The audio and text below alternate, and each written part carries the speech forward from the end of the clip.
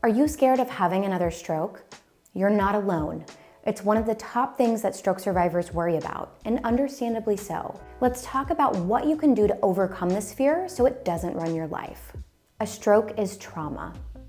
So I want you to know that anxiety, fear, and worry after a life-threatening, health-related event is normal. The most common fears that stroke survivors have when they're thinking about a secondary or recurrent stroke is experiencing greater disability than what they had with their first stroke, having less recovery than they did with the first stroke, and of course, death and dying. And I know that that is not a pleasant thing to talk about, but when we talk about that fear and anxiety, that's where much of it can stem from. And I'm gonna give you a very personal example. Back in November, I gave birth to my first child, but 9 days after that, I went via ambulance to the emergency department because I had critically high blood pressure levels. I ended up being diagnosed with postpartum preeclampsia, and I was terrified. I was hospitalized for 4 days, and on my way to the hospital in the ambulance, I thought I was going to die, and my 9-day-old baby I would never see grow up. I was consumed with fear and anxiety the entire time that I was in the hospital, having multiple panic attacks. I also found out that being diagnosed with preeclampsia puts you at a significantly higher risk of heart disease and stroke in the future. So while I haven't experienced a stroke to have a fear of having another one, I am still fearful and anxious about my increased risk for having one in the future, which is one of the reasons I wanted to make this video. Let go of what you can't control. You may have heard the serenity prayer before, which essentially boils down to having the serenity to accept the things that you cannot change, the courage to change what you can, and the wisdom to know the difference.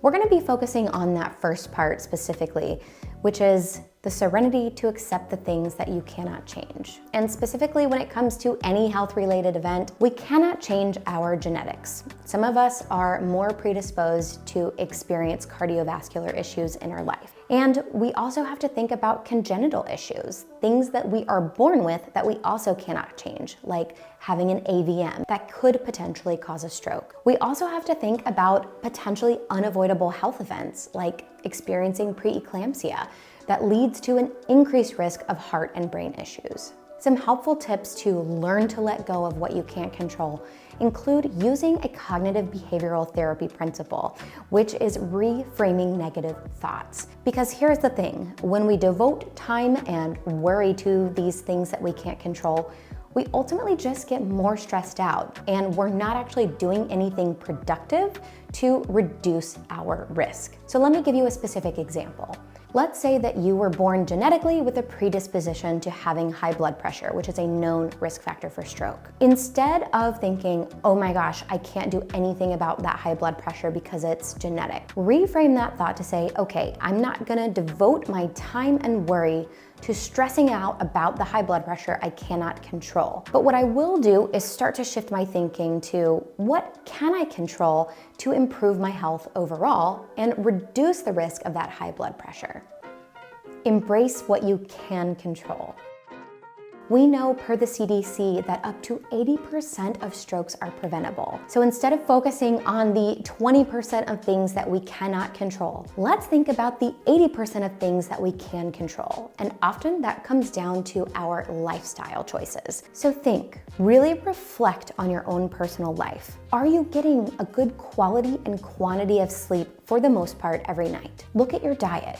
Are you eating a nutritious diet most of the time? Are you focused on whole, fresh foods like fruits, vegetables, whole grains, and lean proteins? Or are you most of the time eating fast and processed foods? Are you getting enough movement in during your days? The CDC recommends getting 150 minutes of moderate physical activity during each week. And even if you have movement limitations, there are still ways that you can adapt exercises and activities to still be getting in that level of movement during each week. And something that I have found really personally helpful in my own life is using something from James Clear's book, Atomic Habits, which is that every step that you take, everything that you do, is a vote for the type of person that you want to be. If you are trying to be a healthier person, to control the 80% of the things that you can control in your life, each thing that you do is a vote for that type of person. A vote for the type of person who is reducing their secondary or recurrent stroke risk and becoming a healthier person overall.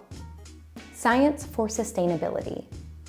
It is easy for me to sit up here and say, oh yes, embrace what you can control, make these lifestyle changes, no big deal, look at what you're doing and then just change them. Absolutely not. Making lifestyle changes is hard. Changing our habits and routines are very, very difficult. Let's look at the science, and in particular, habit science, to see what we can do to make these changes easier and more sustainable. The first thing that you can do is set implementation intentions. And this is a very specific way of setting an intention for how you're going to make these changes in your life happen. So let me give you an example. Let's say that you are trying to take your medications every day because you tend to forget them. You might say, I will take my medications every morning at 9 a.m.